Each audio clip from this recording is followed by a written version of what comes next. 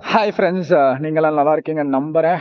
டே 103வது நாள். இன்னைக்கு வந்து பார்த்தீங்கன்னா 2.56 கிலோமீட்டர்ஸ் எடுத்துக்கிட்ட டியூரேஷன் வந்து பார்த்தீங்கன்னா 12 மினிட்ஸ் 45 செகண்ட்ஸாக இருக்கு. ஆவரேஜ் பேஸ் வந்து பார்த்தீங்கன்னா 4.59 வந்து மெயின்டைன் பண்ணியிருக்கோம். எக்ஸாக்ட்லி வந்து 5னே வச்சுக்கலாம் பேஸ் ஓடி முடிக்கிறதுக்கு.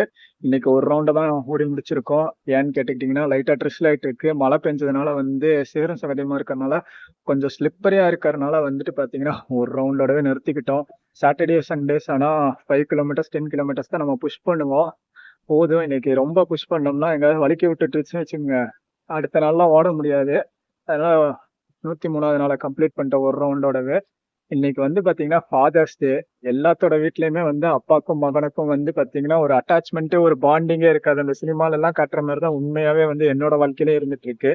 ஏன்னு கேட்டிங்கன்னா நானும் எங்க அப்பா வந்து எலியும் பூனையும் மாதிரிதான் இருப்போம் வீட்டுல. வாட் இஸ் வாட் ஏதாவது கேள்வி கேட்டாருன்னா ஆமா இதுக்கான பதில் இதுதான் அப்படிங்கிற மாதிரிதான் நானும் அவரும் இருந்துட்டு இருப்போம். ஒரு நல்ல ரிலேஷன்ஷிப்பே இருந்துட்டு இருக்கு. அது எப்படி அம்மா கூட பாண்டிங் இருக்கோ அந்த அளவுக்கு அப்பா கூட இருந்தது இல்ல. ஆனா அப்பா வந்து நிறைய விஷயங்கள் நமக்காக தியாகமும் பண்ணிருப்பாரு. நிறைய சாக்ரிஃபைஸ் அவர் கொடுத்ததுனாலதான் நமக்கு எஜுகேஷனு, நம்ம போட்டிருக்க துணிமணி, நிறைய விஷயங்கள் இருந்துட்டு இருக்கு. இருந்தாலும் எப்படி சொல்றதுன்னா நம்ம ஏதோ ஒரு காரியம் ஆரம்பிக்கிறதுக்கு முன்னாடி எப்படி உருப்படாம போயிரும், நெகட்டிவாவே தான் சொல்லுவாருன்னு நம்ம மைண்ட்ல இருந்துட்டு இருக்கோம். அது ஏன்னா அவரோட பட்ட அனுபவத்துல இருந்து ஐயோ பையன் எப்படியாவது முன்னேறிடணும் அப்படிங்கறதுக்காக மட்டுமே அவர் சொல்லுவாரு.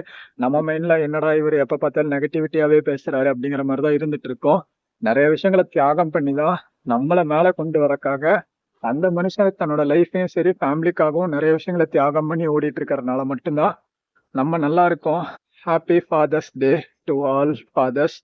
ஏன்னா நம்ம ஒரு ஃபாதர் ஆகையில தான் அதோட வலியும் வேதனையும் தெரியும்.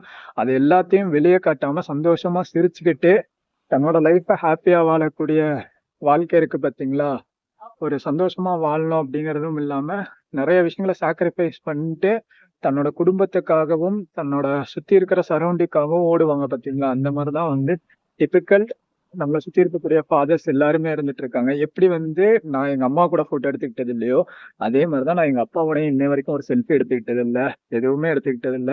வீடியோ கூட நாங்க வீடியோ கால் பேசினது கிடையாது. அதுக்கப்புறம் வந்து போட்டோஸ் எடுத்துக்கிட்டது கிடையாது. அடிக்கடி நாங்க போன் காலே பேசிக்க மாட்டோம்னா நான் எங்க அப்பா கூட போன் காலே பேசிக்க மாட்டேன், அவரும் என்கிட்ட பேசிக்க மாட்டாரு. அந்த மாதிரிதான் இருந்துட்டு இருக்கு ரிலேஷன்ஷிப்பு. பட் இருந்தாலும் ஹாப்பி ஃபாதர்ஸ் டே. டாடா. 104வது நாள்ல சந்திப்போம். டாடா பை பை. சீ டு மோரோ. பை.